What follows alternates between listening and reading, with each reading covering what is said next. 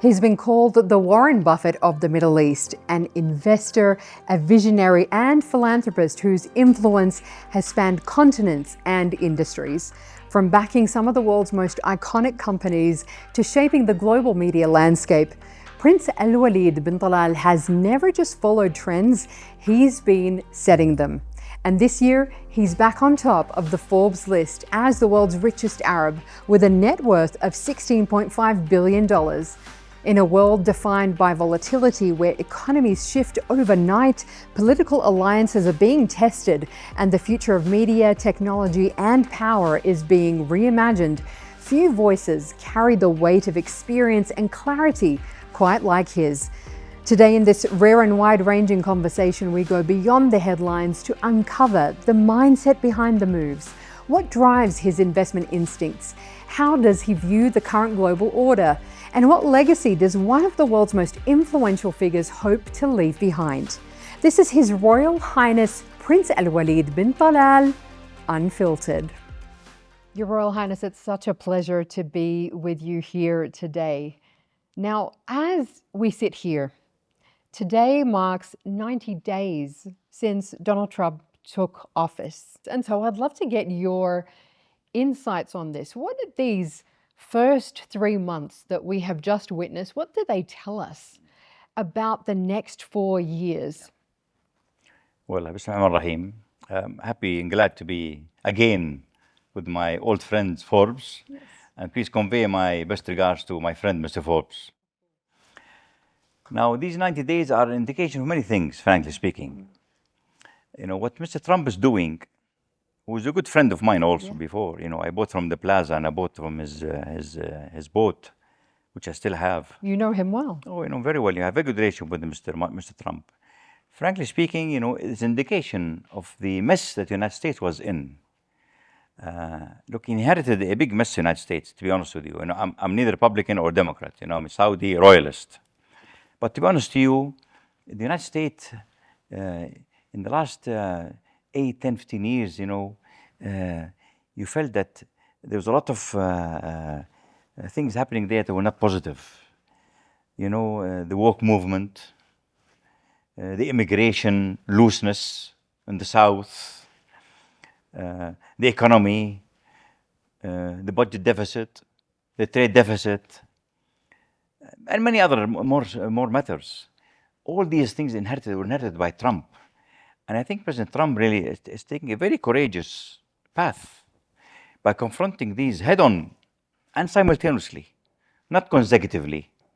There's a big difference between taking these matters simultaneously and creating this so-called upheaval that you are feeling it right now, because he wants to clean the mess that's there. You know, it is very similar to the situation we were in Saudi Arabia. When King Salman and Prince Mohammed Salman took over in 2015, Saudi Arabia had many issues also. Maybe not as grave or as serious as the problems that the United States was facing, but were serious also. And they were mostly concentrated on the social and economical front. And they were faced head-on by both leaders. So that's my analysis of what's happening in the United States right now. Now, clearly, the United States is a huge country. It's the leader of the whole world, politically, economically, financially, etc. So what's going on there is needed, frankly speaking. And I really hope he continues on the same path, because we all worry and care about the path the United States was on, to be honest with you.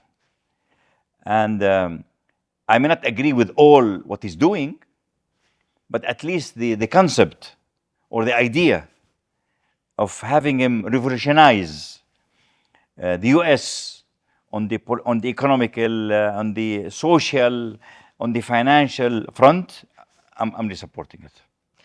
One of the revolutions that is really happening right now is, of course, all about the tariffs that he's imposing. Now, so far, we have 145% tariffs on China. China has in turn imposed 125% tariffs on US goods.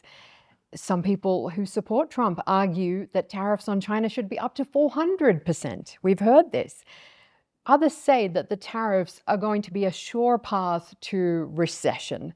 So I want to ask you then, are these tariffs a dangerous strategy for the US? Look, the imbalances in trade between the United States and many countries, including China, are real, for sure. We have to acknowledge that. Now, the issue of tariff is not bad for the United States, especially this 10% flat tariff on everybody. But tariffs are a form of taxation. And this 145% tariff on China, and China having quid pro quo also, is not healthy. These are tantamount to creating paralysis in trade between both countries. So as if you're saying no more trade. And we have seen how the Trump administration, late on Friday, they released Apple computers and iPhones from their tariffs, because this would have paralyzed Apple completely. Absolutely. Completely. No one would have bought an Apple phone at 145% more than it was a few days ago. So these tariffs, as they stand today, are really tantamount or similar to a complete paralysis in trade. They will not stand eventually, because trade and commerce will have to stop between both countries, which is not beneficial for any of both countries, the United States and China. So a conclusion has to happen, but they cannot happen until you negotiate and sit down together. And as we know that Mr. Xi Jinping, the head of China, and President Trump, the head of the United States, are friends. He visited them in Florida, and they had a very good relationship. And I believe that logic and reason will prevail eventually. The question now, how the egos of both countries will subside and be controlled, and discussions will begin. I'm not saying who will blink first. That's a lousy word. No one will blink. These are huge countries, respectable countries. These are countries that are to be reckoned, big forces to be reckoned with. So I will not use the word blink, but I say who will trigger the discussions between both countries to reach a conclusion. Trump seems very determined to bring back production to the United States, and he wants to bring in technology production to the United States. And this is part of the tariff plan, he says. How likely is that really to happen? Well, we have seen many companies, United States companies, US-based companies, and companies based outside the United States that are welcoming the idea of coming back to the United States manufacturing. Now manufacturing electronics, manufacturing high-tech products, they're okay to be in the United States.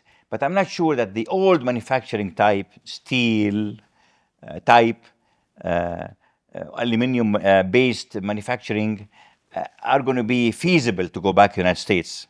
It took China more than 40 years to be dominant force in that field. So really, and I'm not sure this is really good for the United States, because the United States also is very well advanced in services, in banking, in exporting their products, their social products like movies, songs, etc.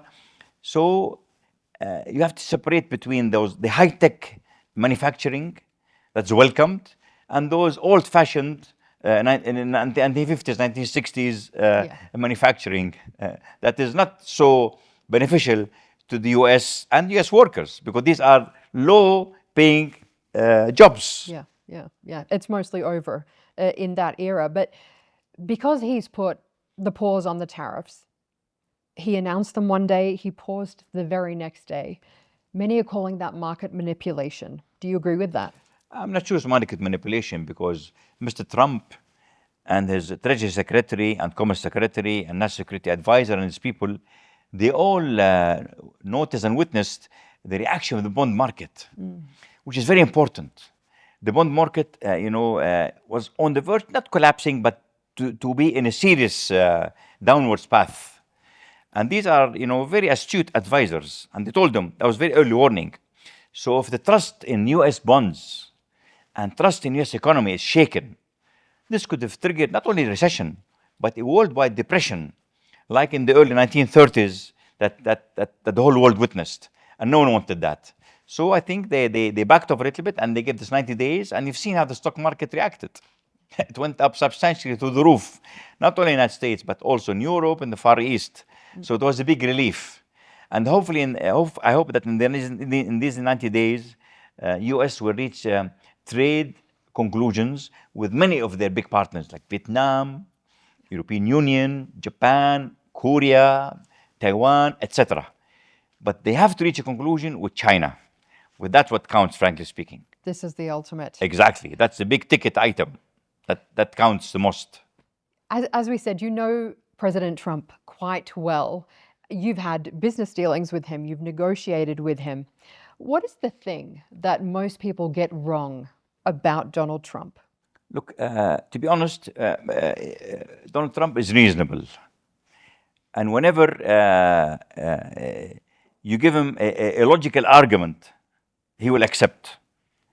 And clearly the fact that he gave this 90-day pause is the ultimate of being a reasonable man.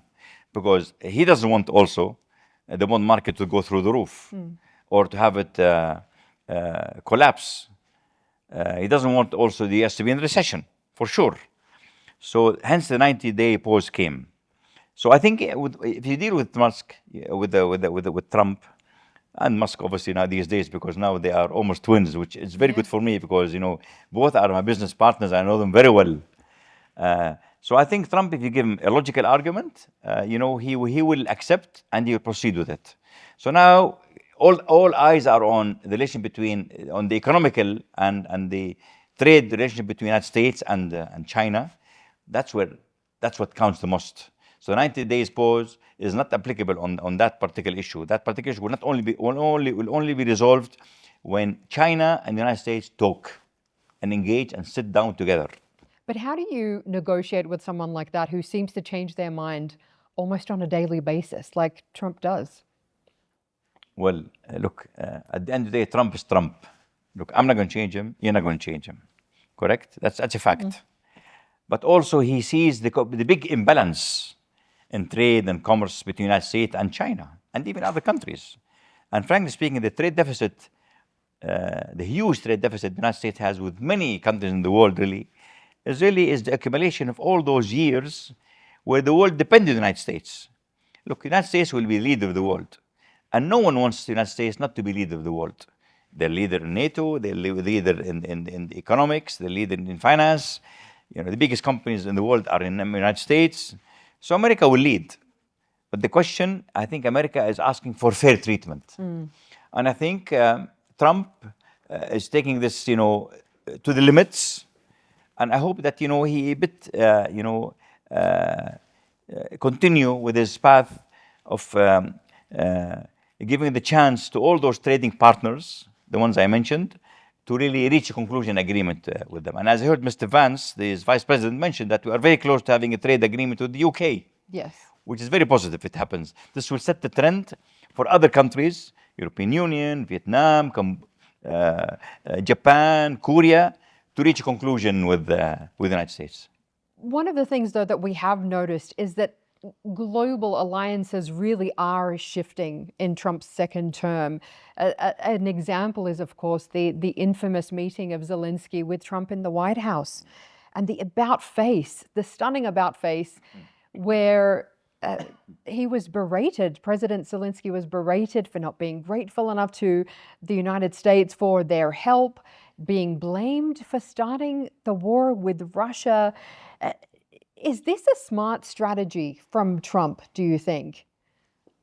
Well, we have seen also how President Trump lately has tilted more towards Zelensky and Ukraine.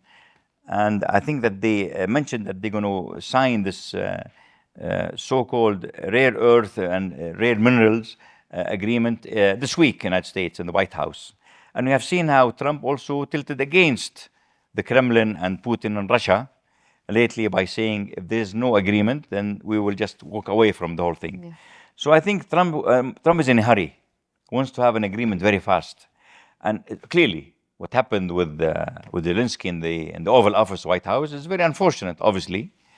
But I think Zelensky could have managed also Trump more diplomatically, like the UK Prime Minister Starmer. I think he managed them very properly and very well. And Mr. Macron, also France, managed Mr. Trump very diplomatically and the French way. So I think also Zelensky could have also managed the process in a more diplomatic way. I think the thing about that particular incident, it kind of triggered this fear in Europe, in other long-standing allies, where they were thinking, if Trump can turn against Ukraine, who has been, they have been an ally with Ukraine, he could turn against any of his longest and strongest allies. There was quite a lot of fear in Europe. Can you see that? And do you feel like that there is this erosion of trust that is happening with the US's leadership? Look, at the end of the day, we have seen Mr. Trump meeting the Prime Minister of UK, President of France, the Prime Minister of Japan, Yeah. and lately the Prime Minister of Italy. These are all allies. They met him and things went pretty well. So I think if you manage Trump, the right way, things will be okay, I think. One of the things that you are heavily invested in is, of course, technology, AI. You are described as being the Warren Buffett of the Middle East. What does a comparison like that miss about who you really are as an investor and as a visionary? Well, Buffett's my friend, and to have me compared to Buffett in investment from an investment point of view is a big honor and pleasure to be compared to my friend Warren Buffett. Lily, we have very similar philosophies and paths in investment. We believe, for example, in having very small number of staff, which I have like him. We believe in an entry point is very important. We believe in diversification. We believe in getting invested in a company at the right time, but with big hope that the potential is there when the intrinsic value is to be tapped in the future. So really, it creates big responsibility, obviously, on me really to be compared to my friend Warren Buffett, who I call him, at least twice a year to compare notes and discuss with him how things are going and his attitude and his feelings about the markets. So I owe him a call soon in his birthday. Are you investing in the same things? Are you comparing notes and investing in the No. Same kind of companies? Or no? Not really. For example, we are both, for example, invested in Citibank, Yeah. for example. So we, clearly some areas we're invested in similarly. But we have, for example, many investments in real estate in Saudi Arabia. He is not invested in real estate. For example, in Saudi Arabia, real estate is going through the roof, and we made billions of dollars of profits from investment in real estate. So we agree on certain things, but on certain things don't agree, because in the United States, real estate is not so lucrative. The investment in real estate in the United States not so lucrative as the investment in Saudi Arabia. So we agree on certain things, and certain things we are not very similar. One of the things, of course, that you're known for is, like you said, getting in early on big opportunities, like Twitter, for example. How do you know? What are you seeing that other people are missing in that opportunity? When at that time it called to us Twitter, and we invested in Twitter, we believed in its business model. We believed in its path going forward.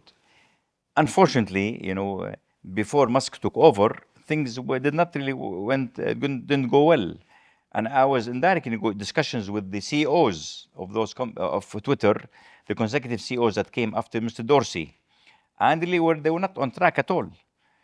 So that's why when Mr. Musk came, I immediately supported him. And actually, I declined to take the cash for my shares. I fought to stay with Musk in the company. And actually, this was my first discussion with him. when I had a video call with him, and I told him, Mr. Musk, I do not want any shares. He said, Prince, you're welcome. All your shares will be flipped with me. From that moment, we became friends, and we're sticking together, and we were the first investors in XAI, that right now, is at the vanguard and leadership of all the internet companies with its Grok product. You see, Grok came a bit late after ChatGPT, but right now they're catching up very fast with what they're doing. Yes, it's a critical investment right now for you in AI. But what is it about Elon Musk that made you think I have to be in partnership and in business with this man? Well, you say United States, the proof of the pudding is its eating. Mr. Musk has proven to be a leader in each industry he gets into. He's a leader in the EV cars, electric vehicles, Tesla. He's a leader in the space now. Now, almost 98% of all the satellites go in the world, outside the whole world, they are through his company, SpaceX. So, Neuralink, the Boring Company, and now X and XAI, all these companies are to be reckoned with. So we were betting on the right horse. That horse was Musk, frankly speaking. And frankly speaking, we made a lot of profits with good IRR and ROI, return investment and IRR, in our investments with them, X and XAI, especially after they merged them together right now. Huge value was created to us. Now, as he's joined President Trump, it's a very interesting time for Elon Musk because he now has his hand, obviously, in Doge as well. Since coming into the White House and being at the helm of Doge, we've seen a bit of a backlash against Elon Musk. Tesla cars have been set on fire. Tesla owners are wondering how they're going to sell their cars if they want to sell them. You've had the Tesla board saying we need a new CEO because it seems that Musk has other priorities right now that he is thinking about. Do you think that Musk has lost focus? When I had my last call with Musk, he was campaigning in Pennsylvania for Trump before the elections. I had another call after that with him, but in that particular call, he was campaigning in Pennsylvania. So, and he took my call, and then he continued his campaign. So, Mr. Musk, look, he's the richest man in the world. He has more than $300 billion. So he doesn't need to do all that, to be honest with you. But he sees a responsibility, Musk, to really to support Mr. Trump in what he's doing in cutting costs through the Doge path that he's taking. Clearly, a lot of people in left wing, they're not happy what's going on with the cutting of the cost, with the firing of people, of the rationalizing of the number of employees in the U.S. Federal system. Not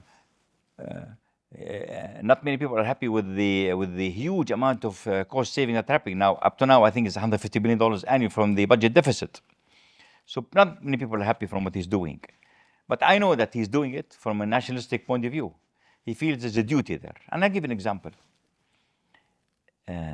When Musk took over Twitter, it was Twitter and then called X, they had 8,000 employees. 8,000. Yeah. Within few months, this number went down from 8,000 to 1,500 employees. 6,500. That's more than 80% reduction. And I'm telling you, the company was functioning better. So if you can apply part of that huge reduction in cost savings that took place in X, the company that I was living with, and I'm very aware of what's going on inside that company. If you can apply just a little bit of that on the federal deficit the United States has been accumulating every year, and you can balance the budget in America, that'd be a huge achievement. So I'm really supporting him all the way. And you think he can still focus on his businesses while doing that? It's happening. It's happening. It's happening already. He took my call, during the campaign. And actually, I'll tell you a secret. Just 48 hours ago, I was on a call with Mr. Musk and other investors. I cannot tell you what was the content of that discussion, but talking about the merger of X and XAI. We were there for almost 2 hours. Musk was there with all his lieutenants, and I was on the call. So he was talking about the XAI, and the merger and what's going to happen in the future. So no, don't worry. So, you have plenty of time to manage the process in business and politics. Plus, in Doge, you have a system there. You have a human infrastructure that works with Mr. Musk. So, yes, you can do both. The thing about AI is that it's not just about technological dominance. It's about political dominance as well, because we're seeing the United States versus China. We're seeing ChatGPT versus DeepSeek and others who are coming into the space as well. How do you see the impact of AI beyond just technology, which we're already seeing right now? Well, no doubt, XAI is the vanguard of that. So I'm following exactly the revolution in the AI and how it's causing major industries to change, obviously. So clearly, AI will be a big force to be reckoned with in almost any industry. And any company or any industry that does not adopt the artificial intelligence will be hurt and impacted very badly. So we are in the very early inning right now of what's happening in the AI revolution. And there's no doubt that it will impact a lot of industries, some negatively and some positively. Some people are talking about the negative impacts of AI, particularly people like Sir Geoffrey Hinton, the godfather of AI. He is one of those who developed this technology and started sounding alarm bells around the possibilities around it for humanity, for jobs, for people.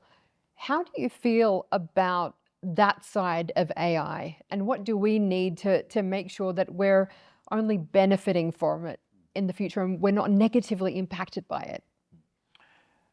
Well, I had discussion with Bill Gates, just 6-7 months ago, and asked him that question about what is the net impact, not just impact, net impact, about the employment, for example, and the effect of AI on it. So he's big force and big respectable man to listen to also. So he told me that there's no doubt there'll be a big impact on the white collar and even blue collar jobs. However, new opportunities will be created for those who lost their jobs because of the AI disruption, whether it's white collar or blue collar jobs. No, clearly we're still very early in that revolution, but no doubt there will be some jobs will be impacted, whether it's white collar jobs or blue collar jobs. But the question is how the world could benefit from AI by creating more jobs. So all those that were lost because of disruption will come back from the back door and benefit from it by hiring those people for other new jobs. Very early right now to judge on that, but I hope this will materialize. Yeah. We're sitting here at Kingdom Tower in the middle of Saudi Arabia, in the capital, Riyadh, amidst an incredible transformation that the kingdom is going through as we move towards 2030.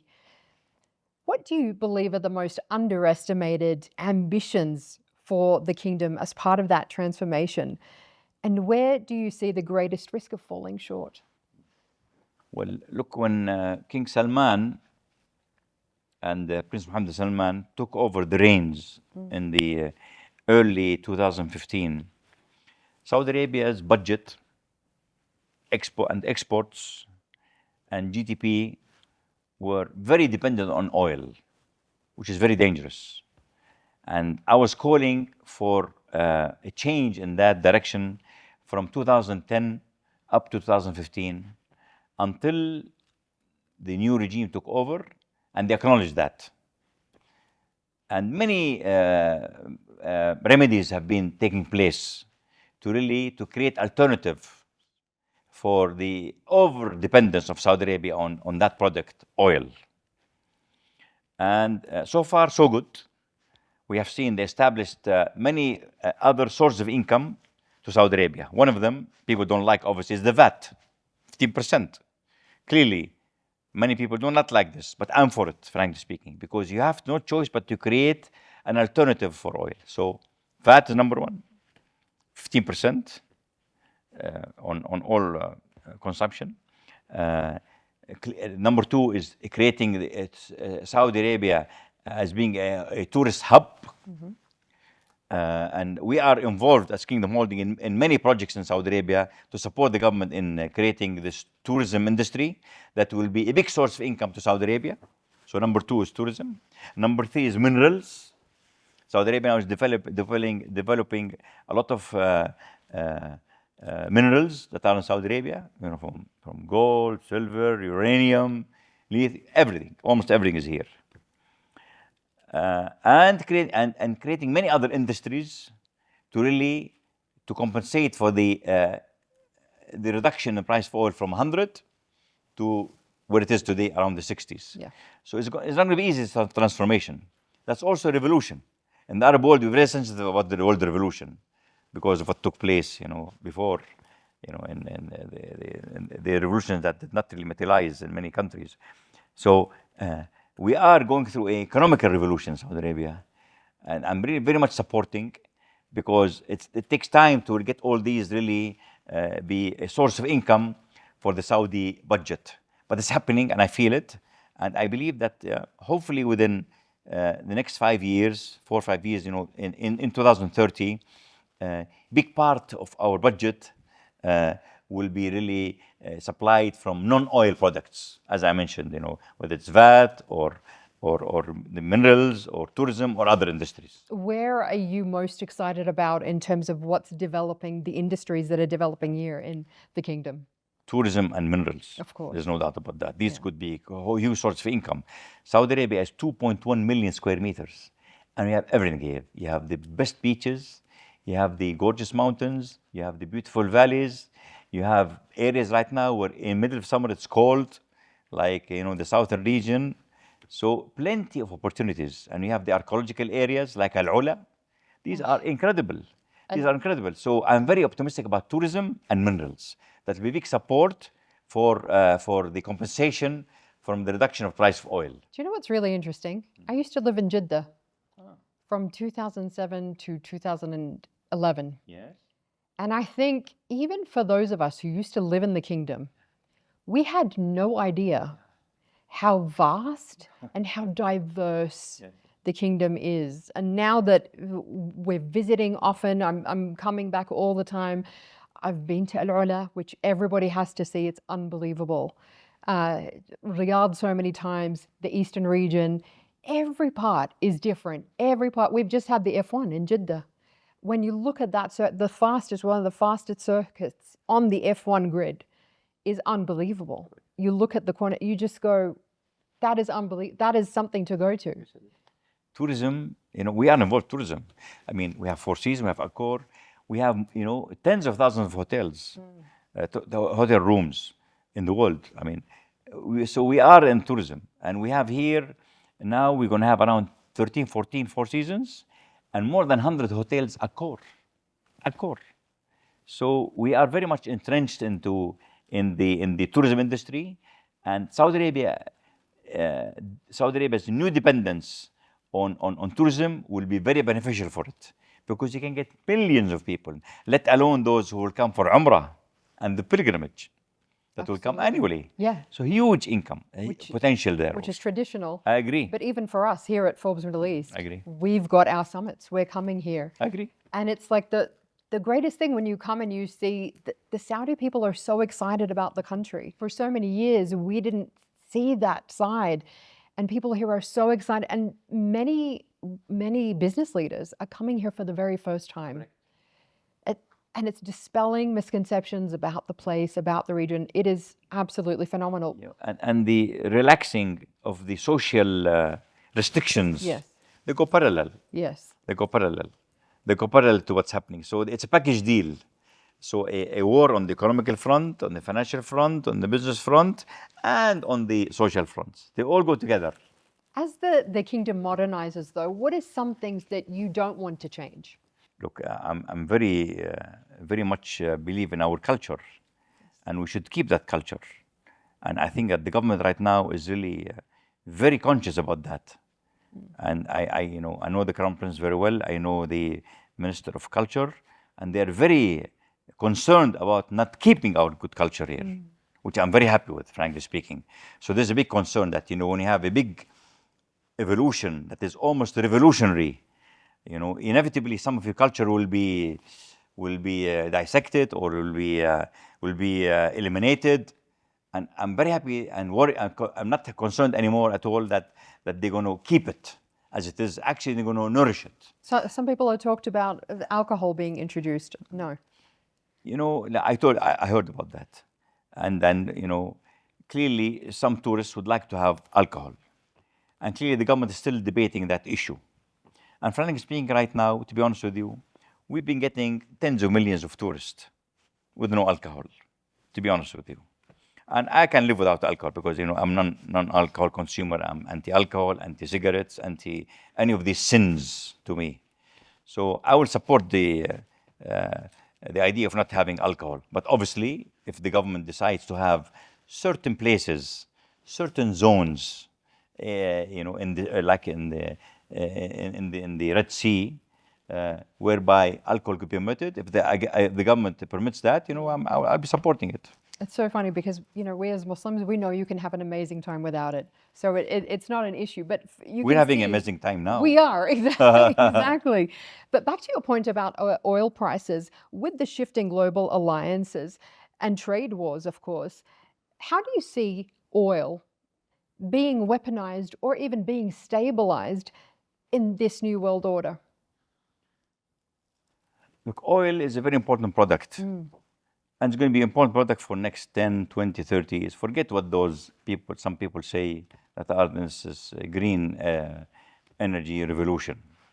We all want to have this planet be safeguarded.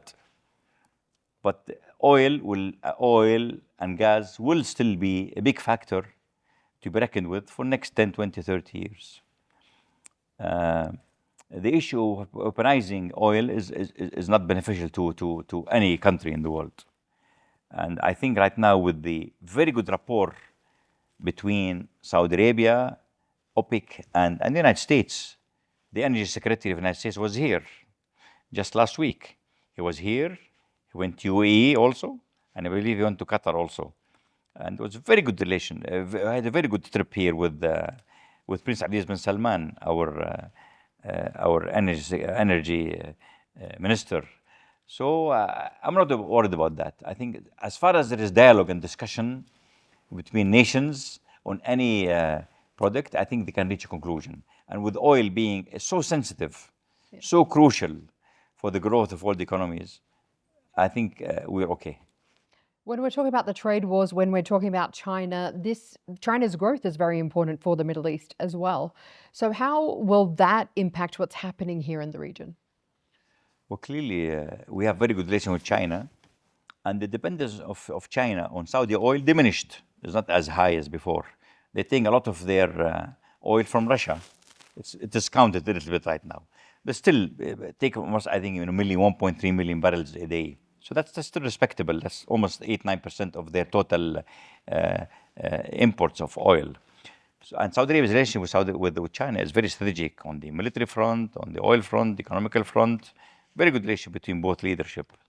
So I'm not worried about that at all. So we're okay. This week we are seeing Prime Minister Narendra Modi of India visiting Saudi Arabia, the first visit in 6 years. This is another superpower that we're not talking so much about because we're focused on China right now. Why is India very important? Yeah, actually Modi is coming tomorrow. Yeah. Tomorrow is coming to Saudi Arabia. China is a big force to be reckoned with, obviously. 1.3 billion people, good economic growth, good policies, strong prime minister. China, clearly China is the biggest economical power after the United States, but India is coming very strongly. So, and the trade and commerce between Saudi Arabia and the Gulf region, India is very, very big and it's growing. Clearly, and we are very close to each other, so that helps a lot. And Saudi Arabia has a very good strategic relationship with India. So India is a big force to be reckoned with, and we welcome Mr. Modi here. What are the opportunities that people are not talking about enough when it comes to India? Well, India, is a bit less developed than China. China advanced a bit more. The GDP per capita now in China is $15,000. GDP per capita in India is a bit less, is substantially less than that. So India has a lot of catching up to take place with China. And I believe that India could depend a lot on Saudi Arabia and the Gulf region for more infrastructure projects that could help and facilitate their growth and catching up in GDP per capita with China and the rest of the world. Yeah, Elon Musk has his eye on India for sure as well. I just had a phone call with him a few days ago. Exactly, exactly. This is something that's been going on for some time. And India has very high caliber people in the high tech. Yes. You see now many CEOs of big companies in the United States are headed by Indian people. Microsoft, Google, IBM. Many of the companies either had ex-CEOs or ex-current CEOs that are from India. So India, have the human brains is really incredible there, and they take care of their people a lot, from education point of view. Yes, they do. Coming back to technology, TikTok was very important for you. You spoke about wanting to buy TikTok when it was the sale was being talked about in January. Do you still want to buy TikTok, and on what terms? Look, there was discussion about U.S. companies taking a majority stake in TikTok to really Americanize at least their American operation. And we were in discussion with certain groups, but lately there's no further development. After the trade war erupted between America and China, things subsided a little bit right now. And you see President Trump extended by another 90 days the deadline to have a deal whereby TikTok have to be, if I use this term, Americanized. So we're still in talk, but nothing serious, frankly speaking. Let's talk a bit more about the region here and the fact that the Middle East is defined by a lot of emerging economies that are here, and those who are struggling to rebuild after conflict and war. So when we're talking about the US's policies here in the Middle East, they have pulled a lot of aid out, USAID as well, cutting and slashing billions and billions. How can we see economies here realistically overcome their immense challenges when we're seeing global development assistance being cut so severely? And I know that philanthropy also is something that is very close to your heart. Well, the aid and the support in the United States is really not, for example, the GCC countries, because we are, we're doing pretty good and pretty well. They are more to the other Arab countries who are in need. In one of my interviews, actually in a few of my interviews, I mentioned that there are two Middle Easts here. I'm sure you saw that. There are the monarchies, the 8 monarchies. The GCC 6 countries, Saudi Arabia, Qatar, Bahrain, Oman, UAE, and Bahrain. The 6 countries, plus Jordan and Morocco. These are the kingdoms that do pretty good, frankly speaking. And the rest of the countries, the 14, are, frankly speaking, doing less good.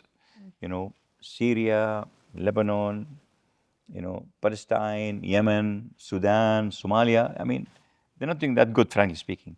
So the aid will impact those countries materially. Now, clearly, all those countries, they do have support from the GCC countries. So it will impact them for sure, because they are very dependent on US aid. But right now, they have to be less dependent on it. And it will impact them, no doubt about that. For you, with Alwaleed Philanthropies, what is the work that you are most proud of, that is the most important for you from your philanthropic work? We have many areas that we're involved in. We are in women empowerment. We are in cultural closeness to each other. We are in supporting whenever there's crisis. So really, our philanthropy really is very diverse and wide. And really, we have invested a lot with Bill Gates, the Carter Center, with the UN entities, with Bloomberg, you name it. We are really very diversified in our portfolio in philanthropy and charity. And we are very proud to say that we have invested already $5 billion in philanthropy and charity, and we're counting. So really, to me, this issue of philanthropy is very much a pillar of Islam. So to me, philanthropy goes parallel with my work in Kingdom Holding. And the parallel, you see here, for example, you have Kingdom Holding and only philanthropies. And they go all path and path together. Yeah. And the middle happens to be Rotana. Rotana is our media arm. Yes. Rotana, these are the three flags of these three companies. Well, give me a story from your philanthropic work that really sticks with you, of the kind of work that's been done that has really touched you. You know, we have a lot of programs in Saudi Arabia. We have a 10-year program supporting every year 1,000 family with 1,000 cars and 1,000 houses. And this has been going on. So really, when you come and have a family without a house, and you grant them a house and the car, this will increase the standard of living, and you grant them from my foundation. So this is really very touching for me, this issue, really, of empowering those people. Yeah. Especially when you have a girl, small girl, you know, in 18, 19, 20, drive her car and take her family to school or shopping or, God forbid, to hospital without having a driver. That's very important for me, because if you make a calculation that all those families that were empowered by getting a house and a car, their purchasing power increased and the quality of life increased. So this is very important to me and touching. It's life-changing. It's life-changing. It is, no doubt about that. And we've done this not only in Saudi Arabia. We've done it in Egypt and many African countries, really. One of the things that we have to say, of course, is congratulations, Alf Mabruk, because you have come back, finally, as the top Arab in the Forbes richest list in the world. And one of the things that I love, because you speak about your faith and you speak about how much that means to you, in your tweet, when you announced that you were at the top of this list, you wrote, قال تعالى هذا من فضل ربي. These are verses from the Quran that you wrote in this tweet, nothing else, which says, this is from the grace of my Lord. لَإِن شَكَرْتُمْ لَأَزِيدَنَّكُمْ. If you are grateful, I will increase you. وَأَمَّا بِنِعْمَةِ رَبِّكَ فَحَدِّثْ. Speak about the incredible blessings that you have from your Lord. Why did you write that? I'm a very religious man, you know, extremely religious man, you know, very liberal socially, but religiously extremely conservative, praying on time, fulfilling all the 5 pillars of Islam exactly and precisely as needed and required. And I definitely believe that in the strength of God, in being with me, empowering me and granting me all what He gave me, for sure. There's no doubt about that. It is part of me. And my philanthropy goes parallel to all my work. And actually, when I began work in January 1st, 1980, on the same day also my philanthropy began, parallel. At the same time? Exactly. And you ask me what this means, because there's a pillar in Islam that you have to pay zakat. So whenever you make money and create money, after a year you have to pay zakat on it. And clearly zakat was very small. It wasn't thousands of dollars at that time. Clearly it grew with time to reach $5 billion right now. So from day one, these two things were together, in business and philanthropy. Charity. What does wealth and power mean to you? When you think about wealth and power, what does it really truly mean to you? One word, blessing. Blessing. God gave you this, and you have to plow it back to society. It's very simple. I believe I am like a transmission. I am like a middleman. You know, it came from God, and it goes back to God. You're just in service. Exactly. I believe in that. If we take away the titles, the power, the wealth, who are you at your very core? First of all, I'm a Muslim, and then I'm an Arab, and I'm a Saudi. Very proud of that. Very proud, really. Wealth comes and goes up and down, correct? But if you have, your ethics, your morals, your duties, take them very seriously, that's what counts the most to me, frankly speaking. You once said, "I'm not afraid of failure." What is the boldest move that you have made that almost didn't work, and what did you learn from that? Well, look, in business, all the investment decisions are really risky. They are clearly there's risk in them. No doubt about that. No matter how much calculation you have, how much study the idea, there's always a risk in any investment that you make that does not work very well. What you do is you try to mitigate that risk. You try to study the investment very thoroughly in advance, so really you don't have any failure. And thanks God, we have not failed in anything, frankly speaking, because we study everything very thoroughly.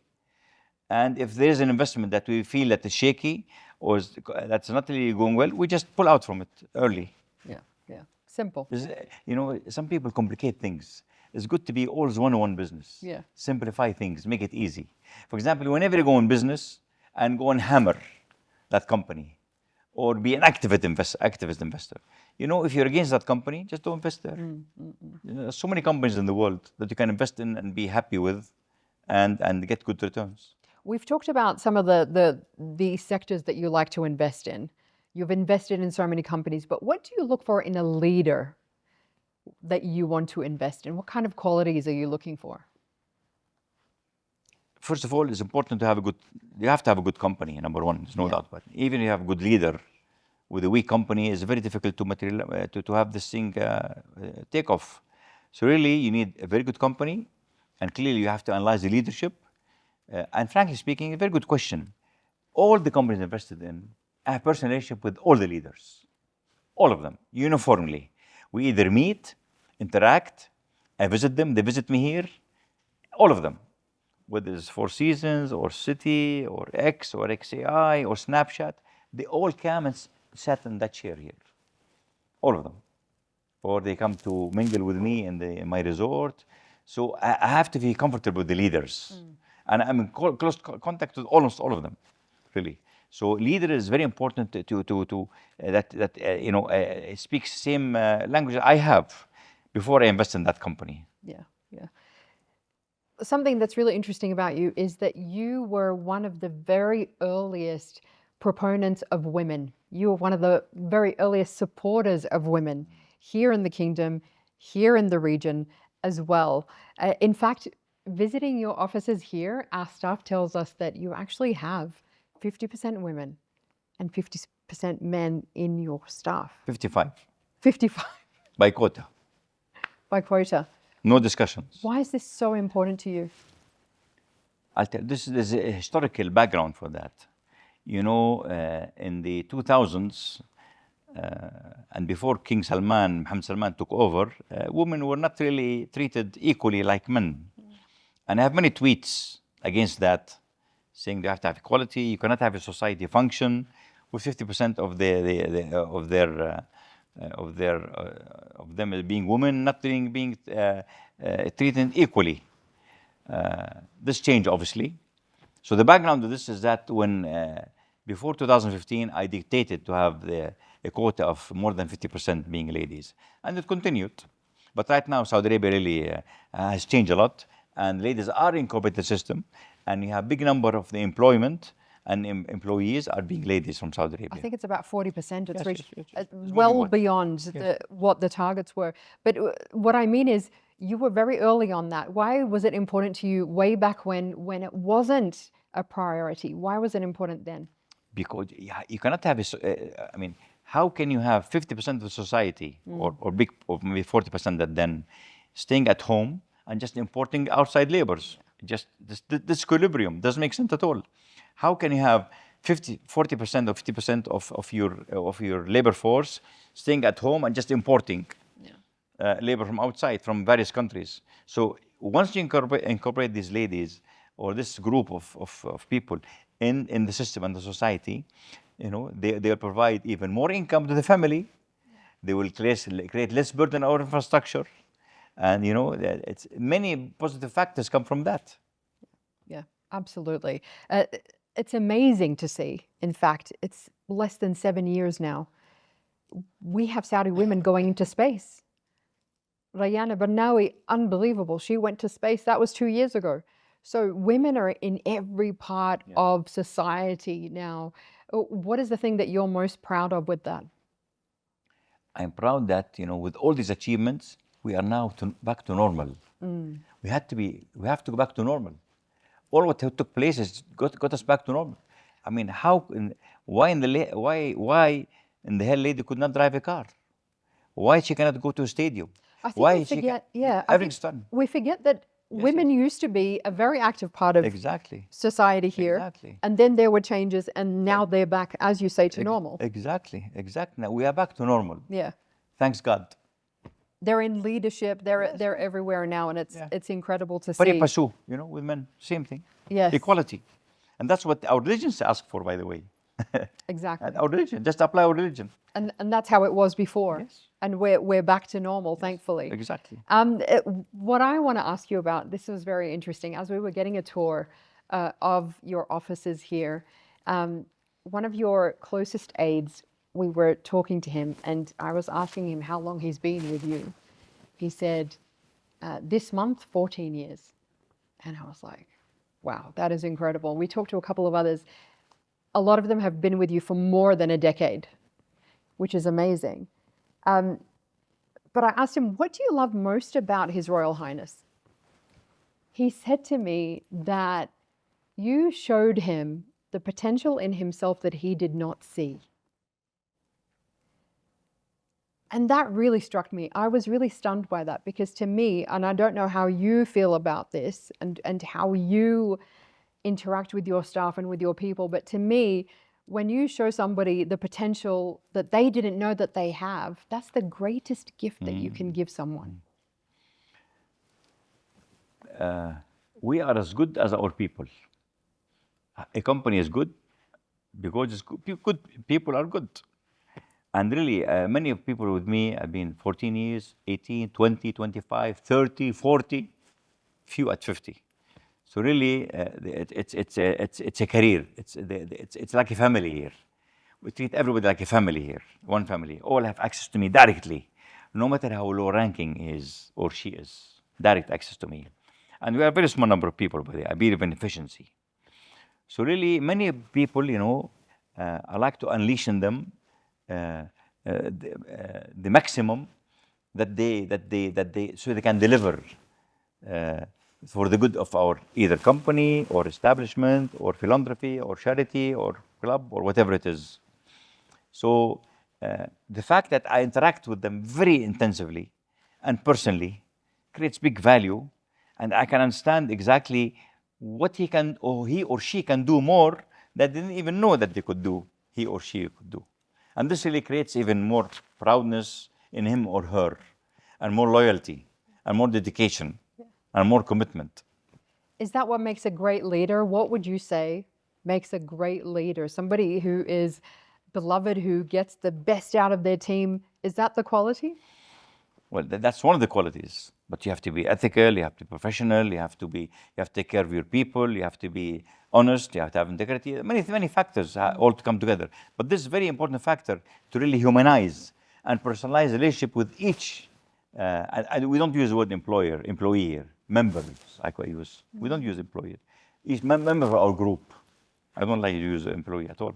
When you meet somebody for the first time, you're hiring, because I think this will be important for other entrepreneurs. What are you looking for when you're hiring somebody to your team? Well, I mean, very clearly, the right person, being a lady or a man, for the right job. Very important to really have these things coincide together. You can get the best person, but maybe not fitting for that job. So that's very important. But is it a feeling? Is it an energy that they have? You know, it's both, frankly speaking. It's both. I mean, look, we've been working now for almost 50 years, 45 years. You know, by now we should really perfect that, hopefully. You just know. Hopefully. Yeah, yeah, you just know. What's so interesting is that the energy here is dynamic. It's inspiring. And it's almost like everybody wants to keep up with you. You, mashallah, you're 17 now, years of age, 70 years young. But you have more energy than most 30-year-olds I've met. You haven't stopped. You're running around. Talk to us about where you get that energy from. What does your day look like? Well, you know, I mean, you are right. I'm very energetic and I'm very athletic. I'm vegan. You're vegan. I did not know that. Vegan, energetic. You know, every day I do sports. Every day I do at least 1 hour, if not 2 hours of sports. I wake up usually 10 o'clock every day. I'm in office until 6:30 or 7 o'clock. I go then to the resort or my palace. I have my friends there or my family, depending on the day. Up to 8:30, have dinner. And then I read for few hours. And then I bike every day. Bike or walk or swim. But mostly biking or walking every day. 1 hour to 2 hours until, you know, 12 o'clock. And thereafter, I go again for another round of working, studying, reading, news. Until dawn, I pray and sleep. So it's very strict, very disciplined and structured and organized program. And the weekend, I go desert, whereby I unwind completely in the desert. You know, I have my camels there. You know, I have, you know, back with nature. My relation with nature is very good. So I stay the weekend there, and Saturday I come back home. It's with the family. So it's very disciplined, structured, and organized program. But you're a night owl. You like to do things late into the night. So when you say exercise, what time are you exercising? I exercise every day in the evening, between 10 to 12. 10 to 12. Yes, in the evening. Night. Not When during the people are day, just no. about to go to bed. Yes. You're getting in your exercise Yeah. at that time. I'm just every beginning day. my day. That's incredible. That is amazing to think about. Looking forward to Saudi's future now, you've got more than 60% of the population are under the age of 30. What are you most excited for in the new generation of Saudi Arabia? And what's your advice for them? I'm very optimistic, really, because the Saudis are very dynamic, very welcoming, and this is very good for our tourists and for tourism industry. Very welcoming, the Saudis. Very positive for our tourism, by the way. So I'm really, when I have 60% of the population young, this creates a huge dynamism in the culture and in the system and the society. And when you have young leadership that is attentive to the needs, requirements, and wishes of his people, it's very important. When you have Crown Prince Mohammed being young and the leadership is young, they reflect fast and they reply to the demands and requests of the young human infrastructure that we have here right now that will help advancing Saudi Arabia even further next 10, 20, 30 years. Up and coming young leaders, what's your advice to them right now? Well, I mean, each young leadership has to be very attentive to the demands and requirements and changes of their people. You know, we are in the internet era. We are in the artificial intelligence era. When I meet and talk to my granddaughters, my five granddaughters, they are so much empowered. You know, if you have this phone with you, and they all have independent phones, they know everything about economics, politics, finance, even sports, and they answer everything. So really, the world is moving very fast, and our society being so young, so much empowered with the era of artificial intelligence, of internet, you are empowered. So you have to be very attentive to the requirements and their changing demands and requests. Yeah, and understand how to pivot, how to move with speed. Whenever needed, for sure. Yeah. For sure. For sure. Having young leadership like Prince Mohammed Salman and the other members of the government is very important for us, crucial. Yeah. And that's why it's positive here. So the vibes you see in this office really is the vibes you see in Saudi Arabia, to be honest with you. It's actually really true. Yeah. I feel that wherever I Yeah, go, yeah. there is that youth and the dynamism is absolutely there. And I think it's really a chance for people to come to Saudi Arabia and to see something that they probably didn't expect.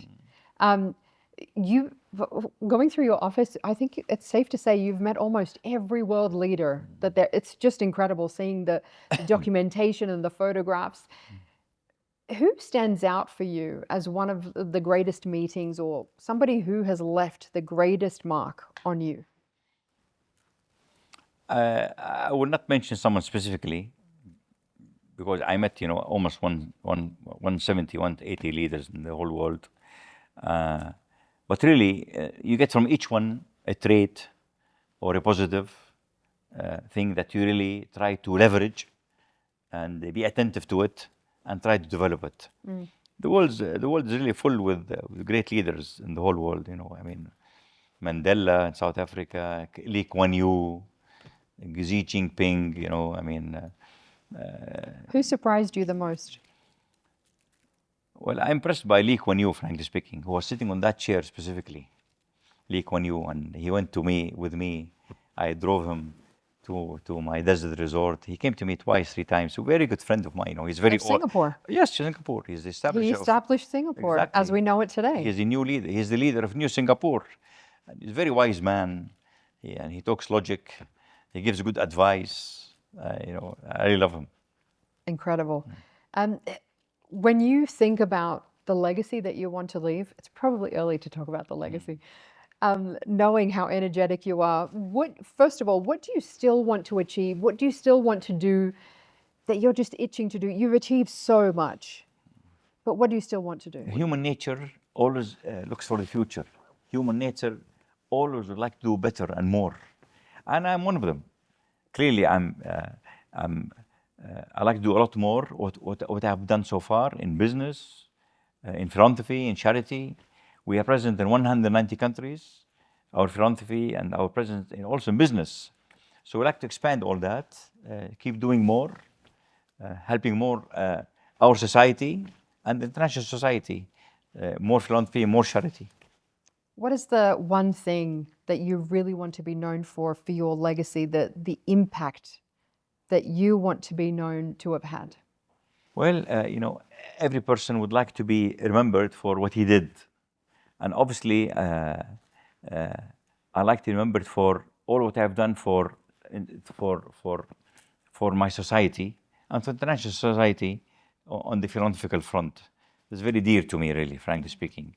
And that's why we have really have fully dedicated team, 10 ladies, by the way, 10 Saudi ladies who are here now.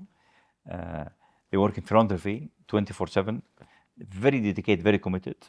Not because they earn their salaries at the end of the month, but because they are in doing something that they like to do. They're in something that they like to helping human beings and advancing their careers, their causes, and their missions in the world. Your Royal Highness, it's been an incredible pleasure to sit down with you and to hear from you. Thank you. Thank you so much. Thank you. Thank you. What an absolute joy and a pleasure. Thank you. Thanks a lot.